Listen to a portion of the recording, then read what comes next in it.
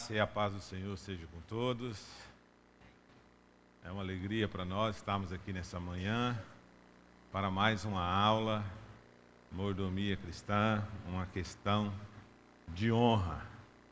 Eu acredito que todos vocês estão aí com o coração preparado para receber essa palavra do Senhor. Tudo isso que vai ser transmitido para nós, eu peço que cada um de vocês reflita em cada palavra, porque eu tenho certeza que cada um de vocês, se praticar todos esses princípios em suas vidas, eu tenho certeza que a vida de vocês vão ser bem melhor. Então, o dinheiro e o nosso coração vivendo a generosidade, né? Vamos ali, parece que tem uns slides para nós ali.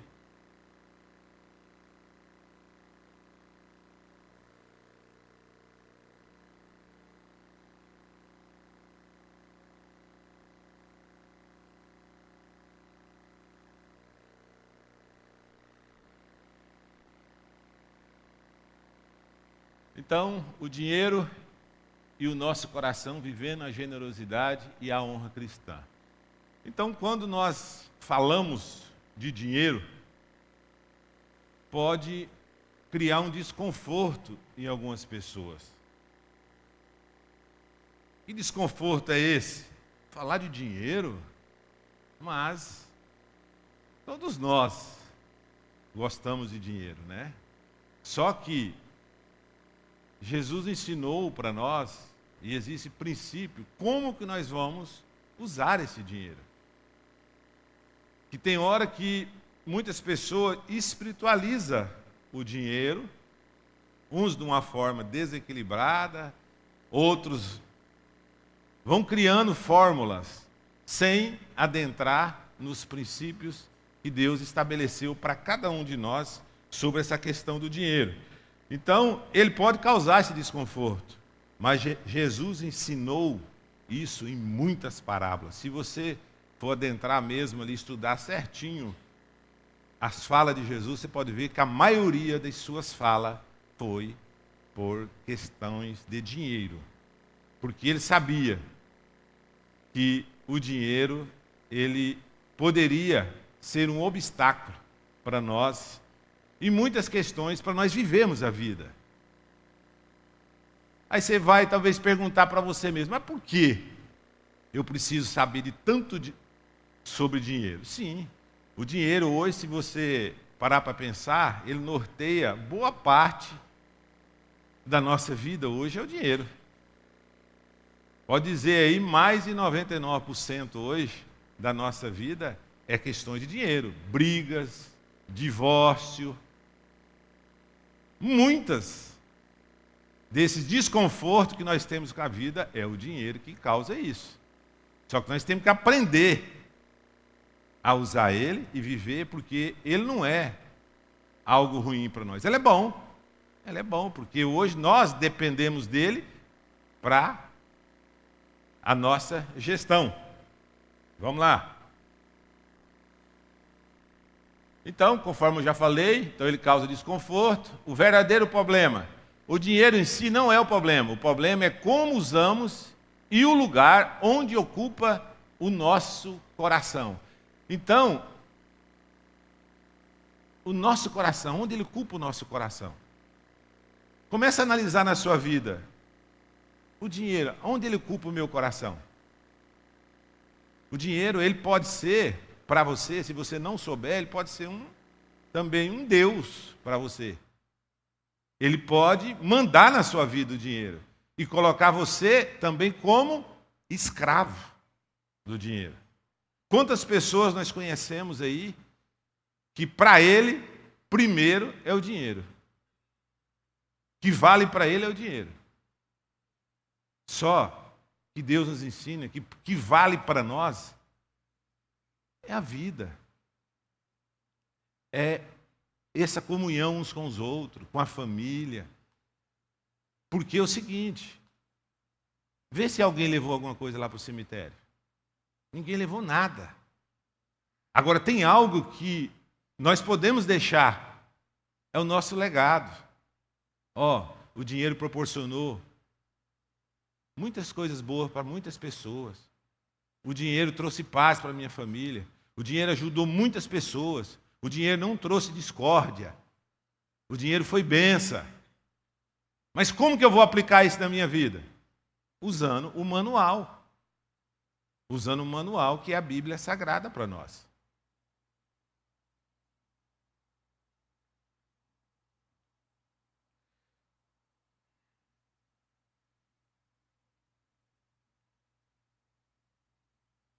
Então, lá em 1 Timóteo 6, do 9 ao 10, fala que o amor ao dinheiro é a raiz de todos os males. Não é pecado ter dinheiro, mas é perigoso deixar que ele domine o nosso coração. Então, essa dominação que é o perigo para mim e para você. Mas talvez você pode pensar assim, não, mas o dinheiro, ele não me afeta. Afeta. Afeta sim. Se você não colocar os princípios certinho a questão do dinheiro, ele afeta. Por exemplo, quantos de nós aqui tem o hábito de fazer um orçamento? Quantos de nós faz o orçamento de forma rigorosamente? Ganho R$1.000, aí detalhar certinho, isso aqui é para isso, isso aqui é para aquilo, detalhadamente e cumprir ele. E guardar mais 10%. Quantos têm esse hábito? Ninguém levantou a mão, ó. Não, tem uma, levantaram ali sim. Então, nós precisamos praticar isso na nossa vida de forma intencional. Porque nós podemos participar de um evento como esse e a vida continuar da mesma coisa. Deixa o outro fazer. E você não pratica. Você, não tem nada a ver. Tem a ver sim. Nós precisamos de um objetivo. Só que isso tem que ser de forma intencional. Eu quero fazer isso. Reúna a esposa e faça esse orçamento. Quanto que eu tenho para gastar nesse mês? E sempre lembrar que precisamos de um fundo de reserva. Porque hoje 70% dos nossos divórcios hoje é por causa que não tem um orçamento. 70% hoje dos divórcios é porque não tem um orçamento. Então vale a pena correr esse risco? Aí talvez você pense, não, Jesus está comigo, o Espírito Santo está no meu coração, não preciso fazer, eu lembro de tudo. Não, a mente nossa falha. Temos que ter esse orçamento. Temos que praticar ele na nossa vida de forma intencional. Porque existe dentro de nós desejos. Como que você controla esse desejo? Olhando, eu não tenho orçamento. Como que eu vou fazer? Aí você não tem um orçamento, chegou no final do mês, teu salário era R$1.000, você gastou 1.200. Como que resolver isso agora? Vou lá no banco, pegar um empréstimo. Aí eu quero informar para vocês que vocês vão ter uma pena. Aí você não organizou, tem 200. Aí agora, por causa desse 200, vai lá por 1.400. E você continua gastando da mesma forma. O que vai acontecer com você? Você agora, o banco já era um jurinho até ruim para você, era uma pena até grave. Agora você vai ter que passar, aí você não vai ter mais o crédito no banco e vai pegando crédito de um, crédito de outro, e daqui um pouco você vai começar culpado. O culpado foi você, mulher. Não, o culpado foi você, o culpado foi você, o culpado foi você. Quando vai chegar numa situação, o melhor remédio seria, no caso aí, os dois vão chegar a um denominador que seria o divórcio. Então, muito cuidado com essa questão aí. Então, o orçamento, ele vai proteger o seu casamento. E o melhor, sua vida vai ser bem melhor financeiramente. Em todas as situações, você vai ver que vai ser bem melhor. Então, hoje nós vamos trabalhar em 3 temas. A questão do dinheiro, que já começamos a falar, aprendendo o contentamento e a integridade nas finanças.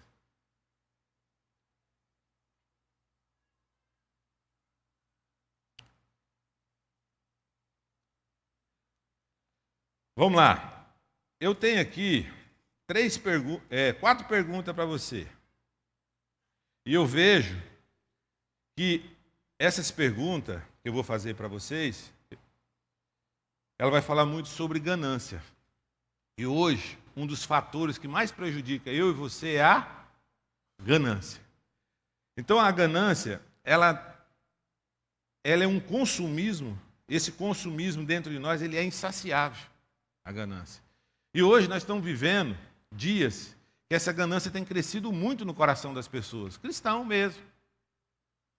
Hoje nós temos um movimento aí na sociedade, depois que entrou a tecnologia, muitas fraudes, né? Muitas fraudes aí, e usando até a própria advocacia, os próprios advogados aí, pessoas que se passam por advogados, né? E ligam para as pessoas, informando para elas que elas ganhou um processo. Aí fala, ó, você ganhou o processo, estou aqui na frente do juiz, vai liberar o alvará para você aqui agora, e você tem que depositar para mim aí R$3.000, R$2.000, e as pessoas não depositam. Por causa do quê? Por causa da ganância. Já perdeu o processo, tem gente que o processo perdeu tem mais de 4 anos. E os camaradas ligam, conseguem convencer. Aí depois que deposita o dinheiro, aí eles procuram. Aí vai ver que sofreram um golpe.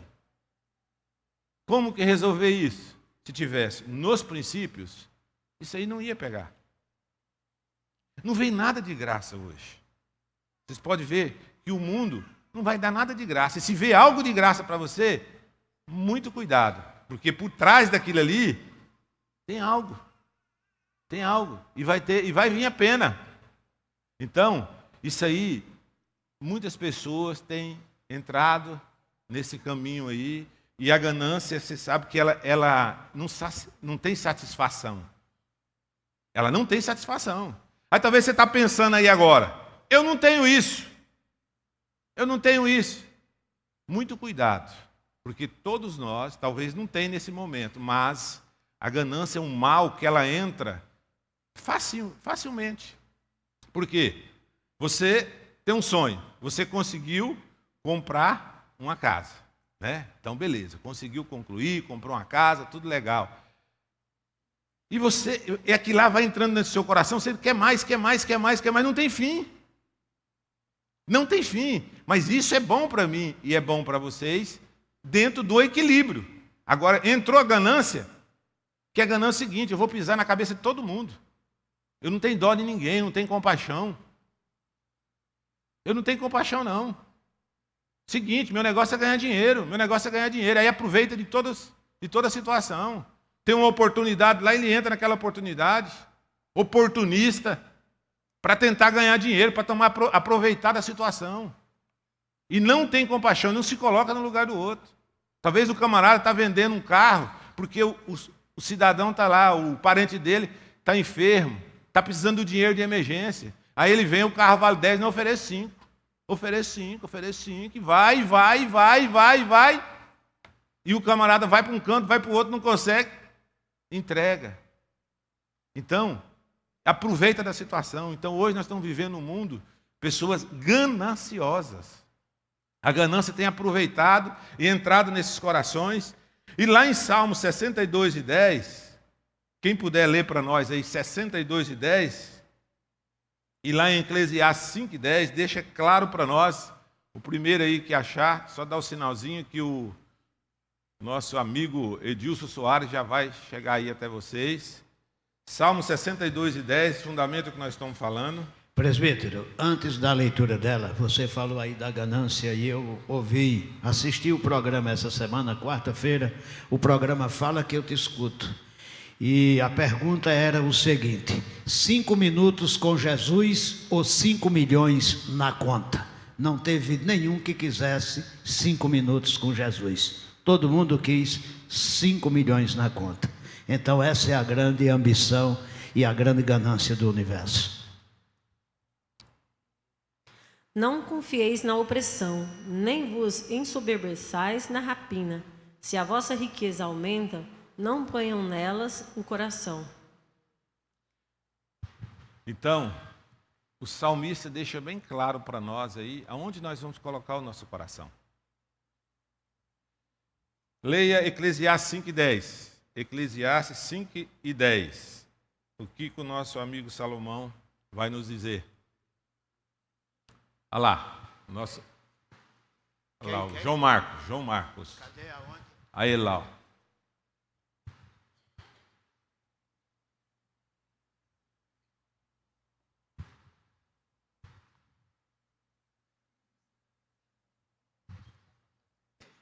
Eclesiastes 5:10. Quem ama o dinheiro jamais terá o suficiente. Quem ama as riquezas jamais ficará satisfeito com os seus rendimentos. Isso também não faz sentido. Então, já fundamenta isso que nós estamos falando. E eu quero fazer uma pergunta para vocês. Por que a ganância nunca traz satisfação? Por quê? Preciso de uma resposta aí. A resposta a versão dele, isso também é vaidade. Nosso amigo Salomão fala também que isso é vaidade.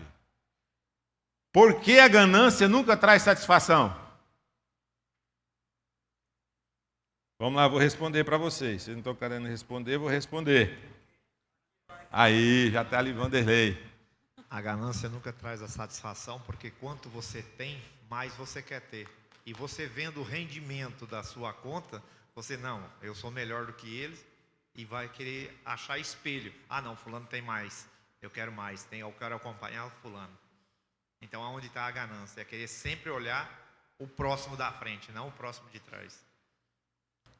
Rapaz, essa questão da ganância é muito complicado, porque é o seguinte, eu tenho a minha vida e cada um de nós, Deus estabeleceu a vida, cada um tem sua vida. E hoje, na nossa sociedade, estamos vivendo de muita comparação, né? Por exemplo, meu vizinho comprou um carro novo, eu tinha que ficar contente, o vizinho meu está prosperando, mas eu não, já dei aquela sementinha dentro de mim, não. Ai, eu tenho que comprar também. Por que eu não posso comprar? Não, vou lá falar com o gerente do banco. Aí vai lá o gerente, então aqui, ó. Aí você esquece que talvez o camarada que comprou aqui, o teu vizinho, ficou 10 anos juntando dinheiro para comprar e você não olha nada disso. Vai lá e faz uma conta. E leva para casa um travesseiro. Aí o que vai acontecer? Vai ter uma pena. Eu lembro como hoje, no ano de 2008, eu tinha um carro quitadinho, não devia nada, tranquilo. Um paliozinho, ar-condicionado, tudo bonitinho. E todo mundo estava pegando carro, né? Novo. Aí eu entrei no efeito manada, né? Falei, vou lá. Fui lá primeiro, gostei de um carro da Chevrolet. Fui lá, sentei na mesa lá da menina, passou lá, fez a consulta lá. Meu nome não passou, não foi aprovado. Fiquei muito triste, né? Não era, podia ter vindo embora. Estava resolvido o problema. Não. Passei lá na Fiat, né? E lá na Fiat, a menina, vou fazer um cadastro. Eu olhei o carro bonito, um Siena bonito, rapaz. Aquele meio cinzinho assim. Olhei o carro assim bonito, a esposa gostou, todos nós gostamos do carro. Ah, faz aí para passar. Fui embora. Falei, não vai passar não. Não passou no outro, não vai passar nesse. Daqui um pouco a menina liga. Passou. Nós pegamos o teu carro e você vai assumir 60 meses de X valor. Opa, assumi. Pensa numa tortura. Foi 5 anos de tortura. Que travesseiro ruim, aqui inchava a cabeça dormindo no travesseiro assim, baixava, inchava. Mas serviu de lição para mim. Tem 2 formas de eu e você aprender. Os erros dos outros ou com nós. Salomão fala para nós que é melhor que o dos outros. O da gente também ensina, mas você vai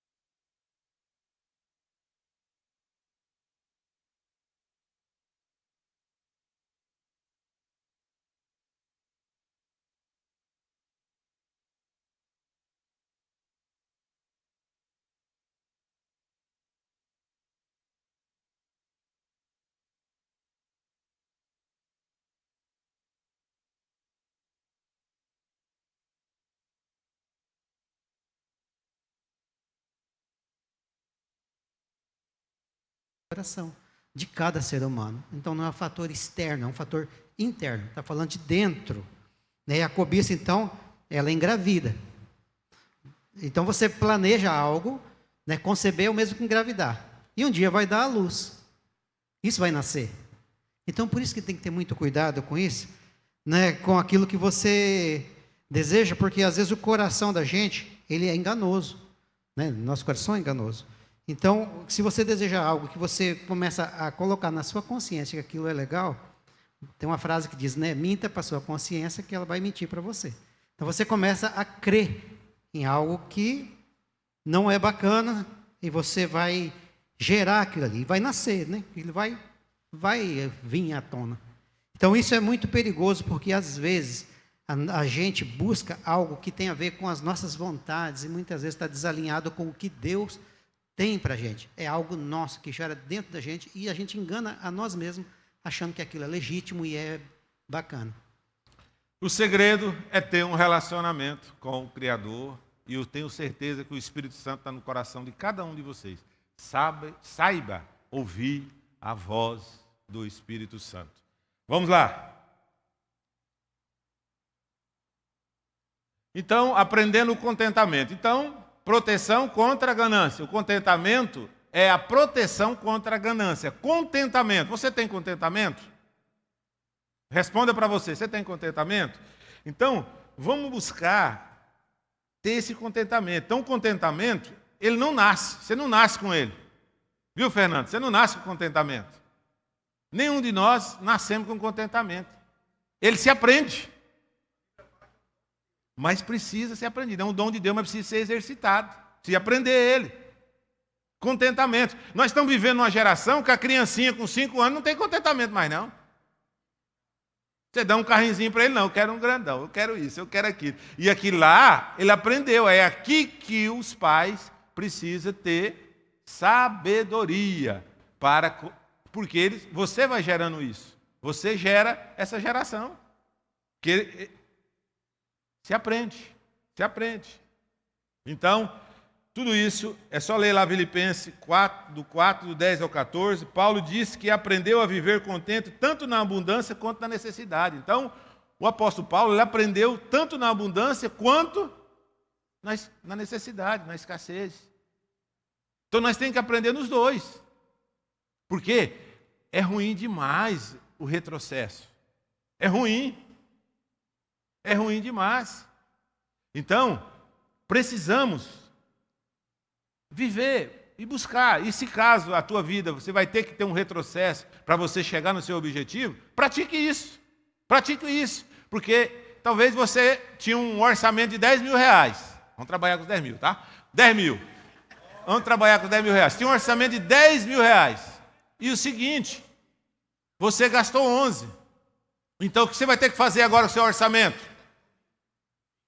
Passou 1.000, então agora você vai ter que diminuir aquilo que você fazia.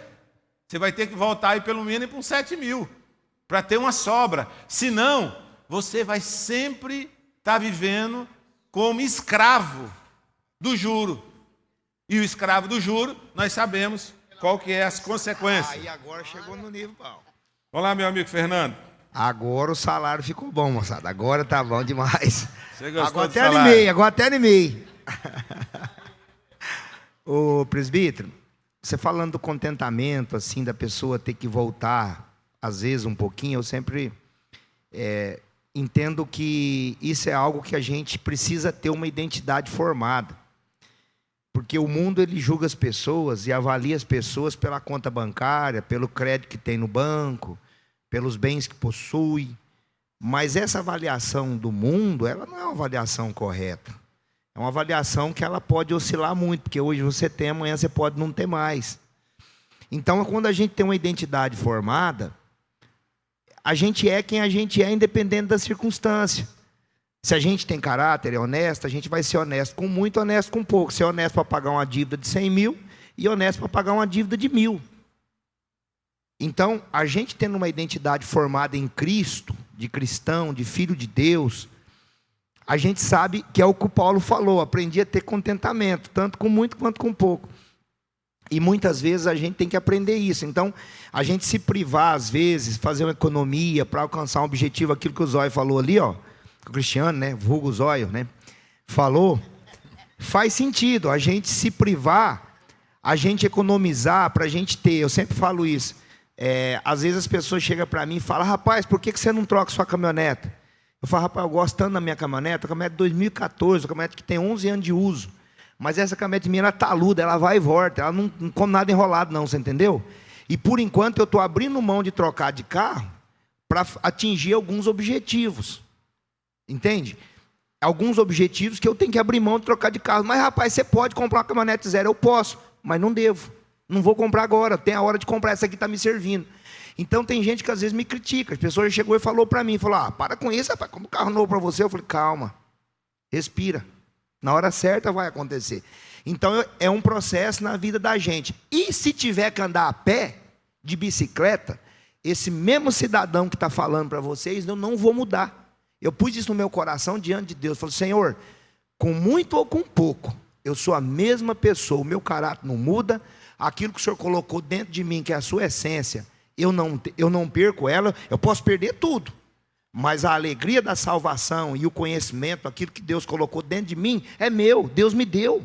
Ninguém vai tirar de mim, ninguém pode tirar. Amém. E a gente tem que ter essa consciência. Aí a gente não apela, a gente não começa a precipitar.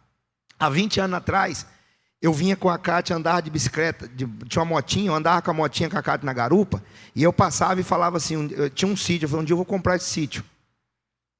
E Deus preparou, há 22 anos demorou, para mim poder adquirir essa propriedade, que eu falei que um dia eu comprava ela. Eu profetizava. Então assim, no tempo de Deus vai acontecer. O que eu quero dizer é que no tempo de Deus as coisas acontecem. Deus tem o melhor para nós como filho. A gente tem que aprender a ter contentamento, cuidar com esse negócio de ganância, cuidar com esse negócio de querer ter as coisas tirando dos outros, não dá certo, né? É riqueza mal adquirida, está na Bíblia isso. É tiro no pé, como o presbítero falou. Então assim, é muito saudável a gente aprender e crescer junto e entender a nossa identidade em Cristo Jesus. Amém? Isso mesmo. Amém. Então, tem algo que nós precisamos ter no nosso coração. Então, quando você tem contentamento, significa que você não é movido, sabe por quê? Pela inveja, né? Ou comparação. Então, quando você tem um contentamento no seu coração, você não vai ser movido pela inveja. Porque a inveja, ela é sutil. Ela entra assim, de forma assim... Até uma pessoa chega e fala para você: por que você não pode fazer isso? Por que você não faz isso? Por que você não pode gastar o seu 13º? Por que você não pode fazer? Então, toma muito cuidado com essas vozes de fora que não sabem o seu orçamento. Quem sabe do seu orçamento é só você. É só você. Por exemplo, quando eu e você nos casamos, a Bíblia diz: deixará o seu pai e sua mãe. Então você vai ter agora o seu orçamento. Então é você e a esposa. Não tem nada a ver com o pai e a mãe. É você e a sua esposa que vão fazer o orçamento e vão ter o seu sonho e seus objetivos. Então vocês que têm que sonhar juntos, vocês que têm que buscar e esses objetivos para ser alcançado. Então, e sempre ter esse referencial no seu coração, contentamento, que o contentamento vai ser uma proteção para você da inveja e da comparação. Vocês são únicos, não existe ninguém. Nós somos únicos, não tem ninguém igualmente nós. Então por isso que a comparação é algo que dá errado em todos os sentidos para a sua vida. Vocês são únicos, não tem ninguém igual vocês. Então é o seguinte: busca todas as informações que você precisa com o Espírito Santo. Busca tudo, busca tudo. Hoje aqui está dando várias informações para vocês. E o segredo para vocês começar a viver essa plenitude na vida de vocês não é ontem, não é amanhã, é hoje.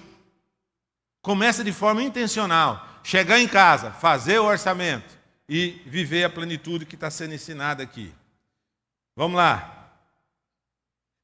O que significa aprender a viver contente na prática?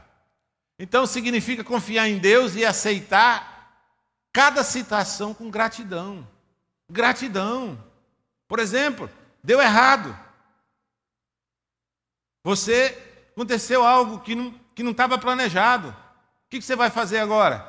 Buscar orientação e sair daquilo. Eu tenho um texto que sempre está na minha vida, e eu estou falando ele sempre, o meu subconsciente, nunca esquecer. Todas as coisas cooperam para o bem daqueles que amam a Deus. Então, quando fala todas, é todas. Aconteceu um acidente, o que você tem que fazer agora? Vamos resolver a situação. Deus, obrigado, Deus. Agradecer a Deus, porque se você olhar ali, tem um contexto naquela história. Deus está protegendo você de algo. Agora não, você já começa a entrar no muro das lamentações. Deus, você esqueceu de mim. Eu sou um cara azarado, eu sou isso, eu sou isso, eu sou isso. E já entra na negatividade, todo mundo que chega em volta já... Não, Deus, você me protegeu de algo. E vai buscar a solução para aquela situação. Vai buscar, que eu tenho certeza que nós vamos chegar naquele denominador. Mas para isso, você precisa ter um relacionamento. Um relacionamento com Jesus. Vamos lá. Como podemos... Aqui. Por que a inveja e a comparação nos afastam do contentamento? Porque gera insatisfação e frustração. Lá em Provérbios 14:30, fundamenta assim, ó. O coração tranquilo é vida da carne, mas a inveja, porém, é podridão dos ossos. Então você viu o que a inveja traz? O vizinho comprou um carro novo, o que você tem a ver com isso? Vai agradecer a Deus, oh Deus, obrigado, porque meu vizinho está prosperando. Coisa ruim se você tem um vizinho que não prospera. Complica até você também, então ora para ele, para Deus abençoar ele. Nós temos que entender isso, entender o que Deus está fazendo conosco. Agora, quando entra a inveja no coração, você fica triste. Fica triste. Aí não dá certo. Eu lembro quando nós tivemos o nosso primeiro carro.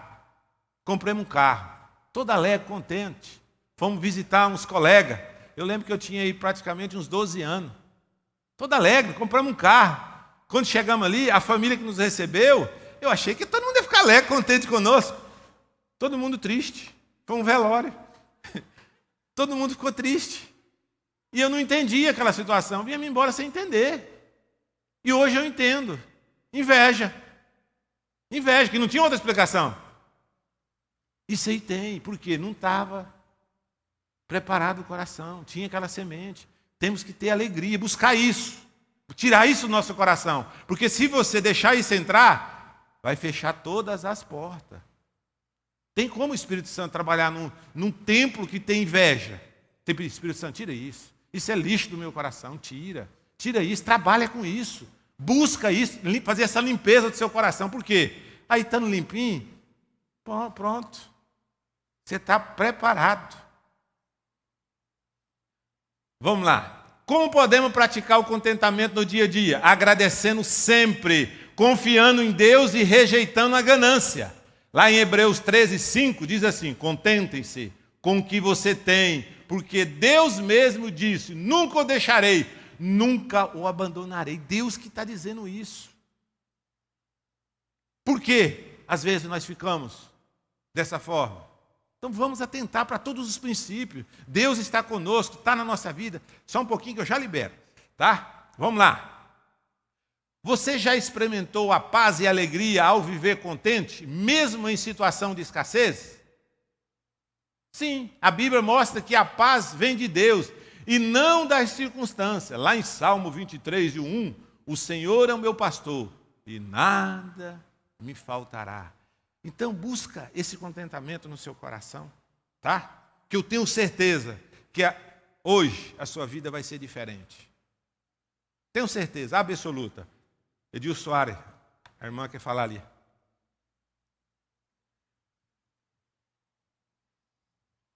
Eu acredito que às vezes essa palavra contentamento é confundida com acomodação.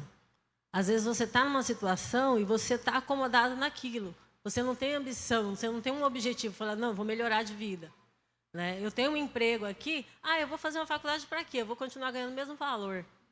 Né? A pessoa não quer ser melhor, porque você está num serviço ali, eu só faço empacotamento. Aí, se tem a oportunidade de você ajudar o outro que está do seu lado, não, para quê? Isso é o serviço dele, não é meu serviço. Eu acho que a gente tem que ter um objetivo de melhorar e não só para fazer o nosso. A gente tem que estar ali para contribuir no geral. Então, eu creio que o objetivo é o quê? Eu tô com a minha vida desse jeito, tá? O que eu posso fazer para melhorar? Né? Você precisa ter objetivo. Eu quero, a partir desse ano, eu quero viajar, eu quero comprar um carro novo. O que eu vou fazer para mim ter isso? Né? Aí é onde vem a diferença dessa ganância para a ambição.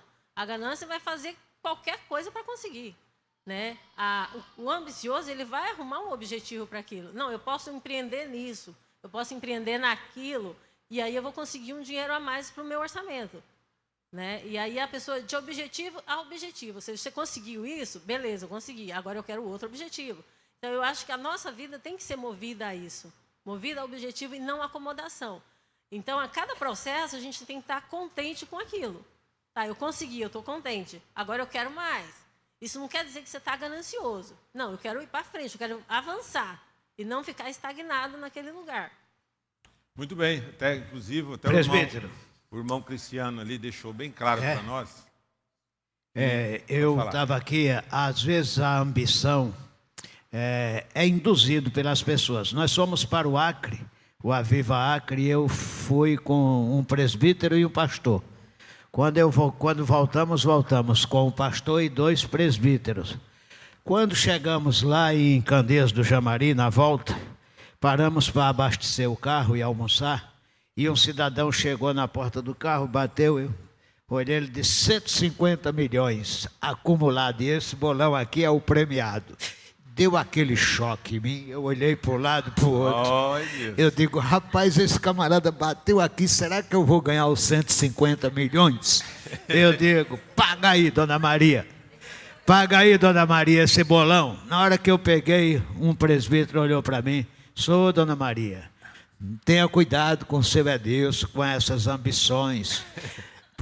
Seu irmão, você compra isso? Você joga? Eu digo, rapaz, joguei muito, mas agora deu uma vontade que o cabo disse que eu ganhava. Aí eu olhei para ele e disse assim, eu digo, você já pensou? 150 milhões? Eu vou dar 15 milhões de dízimo para a igreja. Rapaz, aí foi que aumentou a raiva do presbítero. Ele olhou assim para mim e disse, você acha que Jesus precisa de 15 milhões? Aí eu engasguei e fiquei calado. E o presbítero Eliseu estava lá e é testemunha dessa conversa, né, presbítero? Aí vocês falando aqui em ambição e tudo, e eu digo, rapaz, eu fui muito ambicioso naquela hora. Quando o cabo disse que eu ia ganhar 150 milhões, o coração e o pensamento disse, ganhei. Não ganhei nada.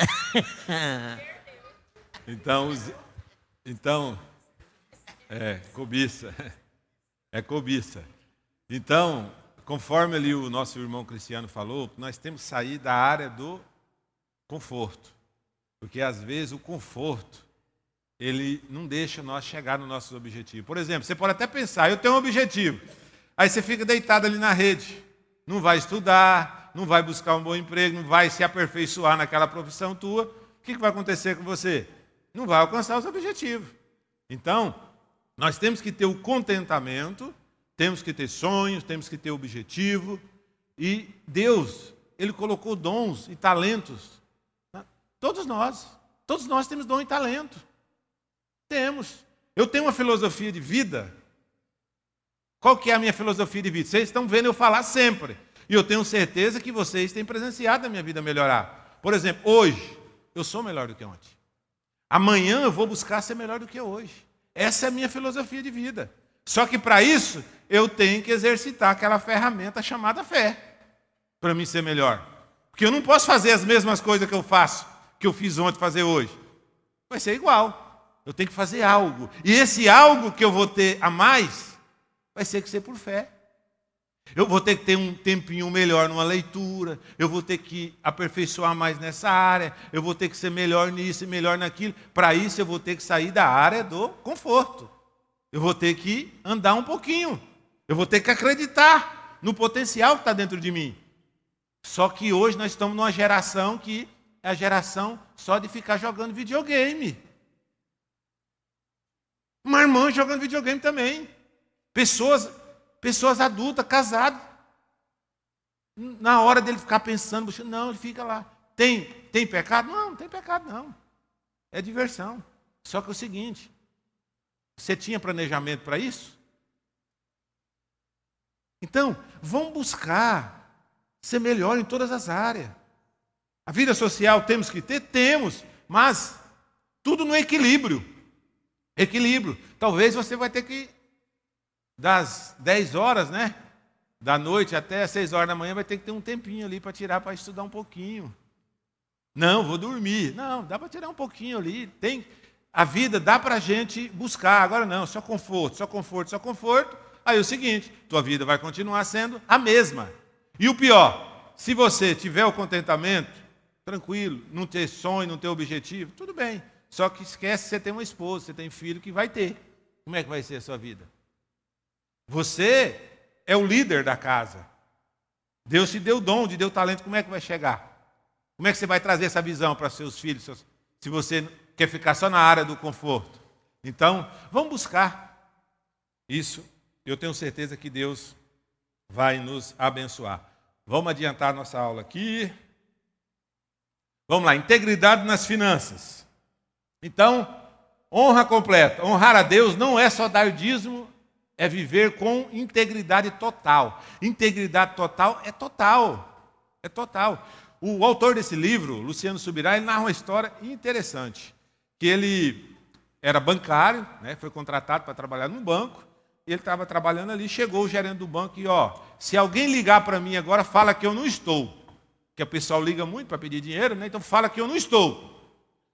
E ele falou assim, eu não posso falar, eu vou falar que o senhor está. Que eu tenho uma filosofia de vida que eu não minto. Eu não vou mentir. Aí o gerente falou, se você não mentir, eu sou obrigado a demitir você. Ele falou, não tem problema, eu aceito. Só que o senhor escreve no papel aí, o senhor está demitindo eu porque eu não quero mentir. Aí pesou, né? O camarada não quis fazer isso. E moral da história, ele se tornou um exemplo ali dentro daquela agência. Porque ele não mentiu. Então hoje nós estamos vivendo dias que a integridade, pessoas têm perdido a integridade por causa disso, por causa da mentira. Uma mentirinha não tem problema. Tem.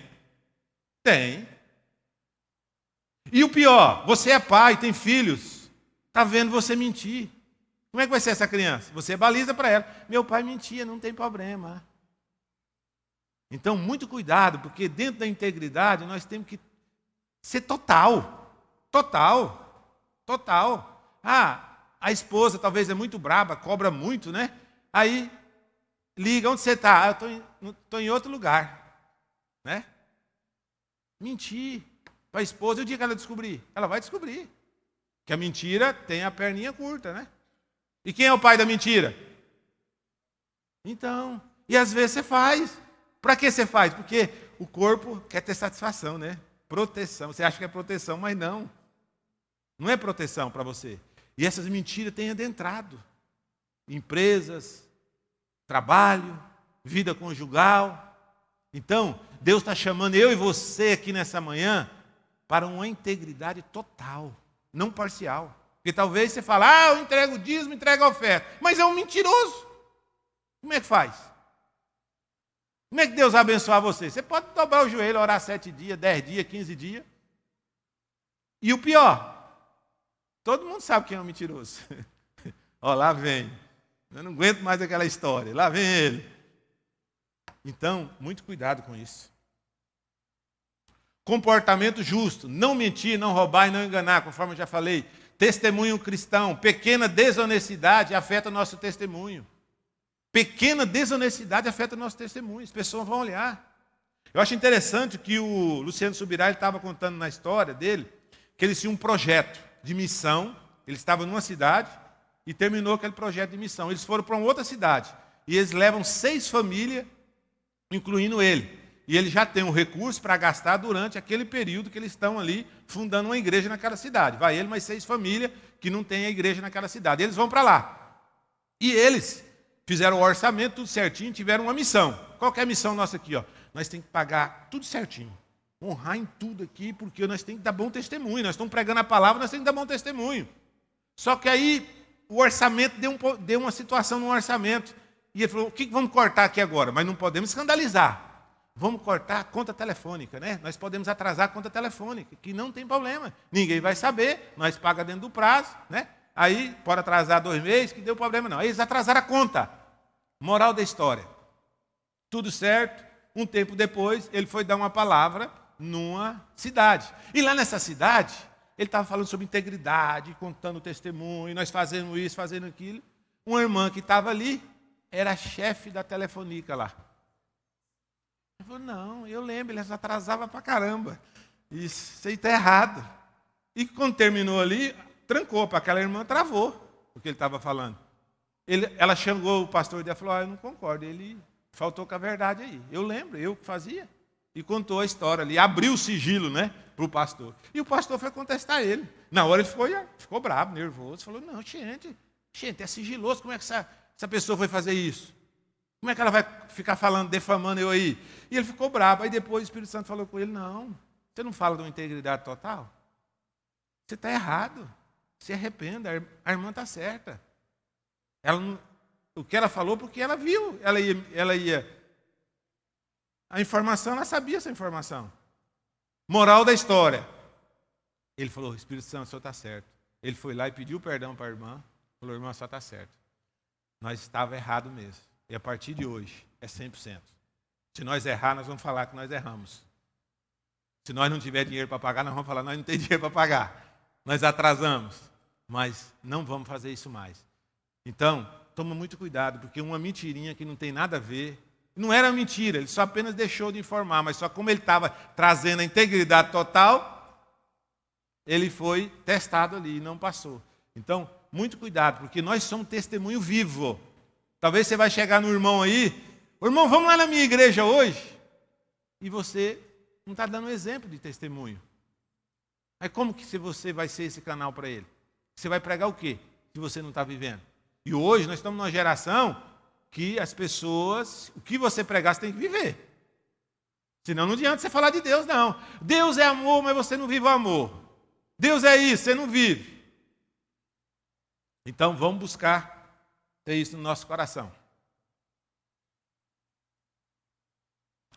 Qual é a diferença entre dar oferta e viver com integridade? Dar oferta é contribuir financeiramente na obra de Deus. Enquanto viver com integridade, ele dá de forma honesta e justa com todo o uso do dinheiro no dia a dia.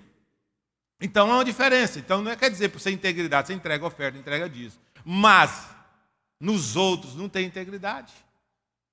É desonesto nos outros. Mente para ganhar dinheiro.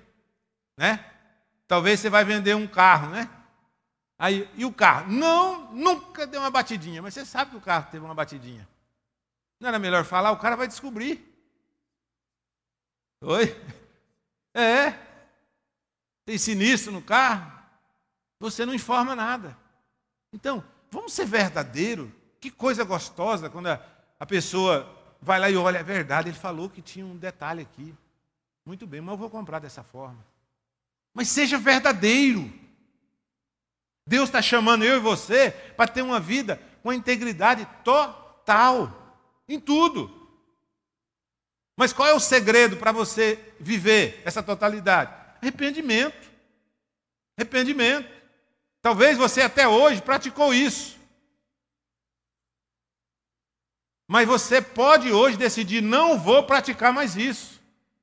Eu tenho certeza absoluta que a sua vida vai ser melhor.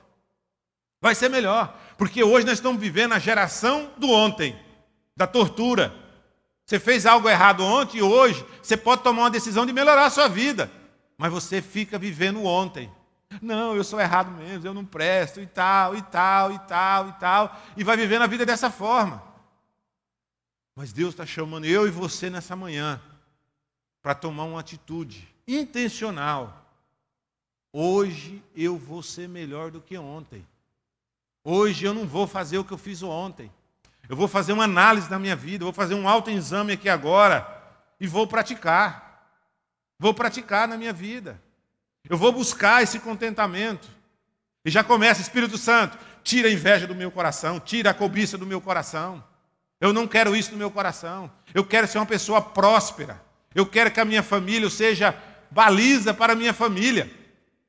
Mas isso depende somente de cada um tomar decisão. Eu não preciso da minha esposa para me tomar decisão. Eu tenho que tomar a decisão de ser melhor. Se a minha esposa não quiser tomar, eu vou buscar sabedoria em Deus para convencer ela para chegar nesse denominador. É o meu papel, a visão veio para mim. Então, vamos buscar. Porque hoje nós recebemos muitas informações, muitos cursos, mas não praticamos. E não praticamos. Vamos buscar viver essa plenitude. Como pequenas desonestidades financeiras afetam nosso testemunho? Elas prejudicam a reputação e impedem que as pessoas vejam a glória de Deus em nossas vidas. 1 Pedro 2:12. Tendo o vosso viver honesto entre os gentios, para que glorifique a Deus pelas boas obras que vos observam. Sexta-feira agora, uma cliente ligou para mim para me resolver uma situação, para mim processar o irmão dela por difamação. E ela narrou toda a história dela para mim, uma história capciosa, uma história complicada. Envolvendo intimidade, envolvendo várias coisas e contando a história. Aí no final, o Espírito Santo falou no meu coração, dá uma palavra para ela. Dá uma palavra para ela mudar essa raiva, esse ódio do coração. Moral da história, eu dei uma palavra para ela de autoajuda, fundamentado nos princípios, né? No final, o que ela fez? Me agradeceu. Falou, doutor, é isso mesmo. Eu vou fazer isso. Eu vejo que esse objetivo meu não vai chegar a lugar nenhum. Eu dei vários conselhos para ela ali.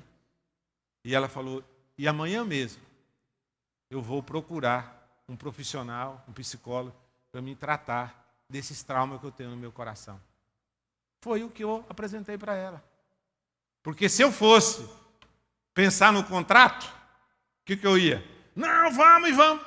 Não ia resolver o problema. Quantas pessoas que eu dei um conselho, que eu ajudei de forma de conselho, e depois quantos contratos eu ganhei por causa daquele conselho? Então, Deus quer o melhor para a nossa vida. Agora, nós temos que entender a sensibilidade daquele momento.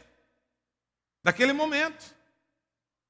Aqui que a gente tem que entender. Porque se a gente for olhar, não tiver o contentamento e olhar só a ganância no coração, olhar só os valores, né? Se não, vamos embora. E depois? E depois? Então, muito cuidado na hora que você for tomar as suas decisões. Como a integridade financeira pode honrar a Deus e impactar as pessoas? Demonstrar que confiamos a Deus como provedor e atrai respeito das pessoas. Quais áreas de sua vida financeira precisam de mais integridade? Gasto desnecessário? Toma cuidado lá. Dívidas, pequeno desvio, como uso indevido de recursos de trabalho ou imposto. Toma muito cuidado nisso aqui. Ó. Isso aqui é uma ponta que complica todo mundo aqui. Ó. Lá em Provérbios 20 e 23, 2 pesos são coisas abomináveis ao Senhor, e balança enganosa não é boa. Então, muito cuidado com isso. Riqueza, ela não é condenada. Deus não condena a riqueza, mas quer que vivamos com generosidade e contentamento. Então, Deus quer que nós vivamos dessa forma. Vivamos esse contentamento. Integridade traz paz. Ganância destrói, mas a integridade traz paz e honra a Deus. Então, ore pedindo sabedoria para usar bem seus recursos e viver para a glória de Deus. Vamos se colocar de pé.